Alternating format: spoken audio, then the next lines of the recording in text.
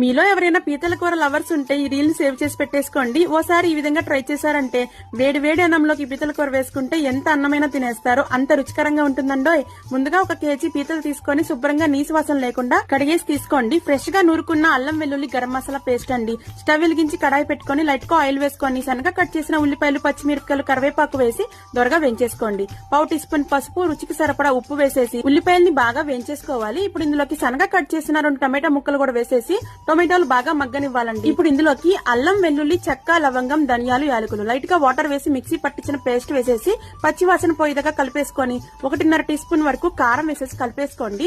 Oil అనేది release అవుతుంది. ఇప్పుడు ముందుగా శుభ్రం చేసి పెట్టుకున్న పీత ముక్కలు వేసేసి ఒకసారి కలిపేసుకోండి. మసాలా అంతా పీతలకి బాగా పట్టాలండి. ఇప్పుడు ఇందులో నుంచి లైట్ గా వాటర్ ఊరిన తర్వాత 1 గ్లాస్ వరకు వాటర్ వేసేసి పీతలు ఉడికేదాకా బాగా ఉడకనిచ్చాక లాస్ట్ అండ్ ఫైనల్ గా దించేసే ముందు కొత్తిమీర జల్లేసుకొని సర్వ్ చేసుకుంటే ఎంతో రుచికరమైన పీతల ఇగురు రెడీ.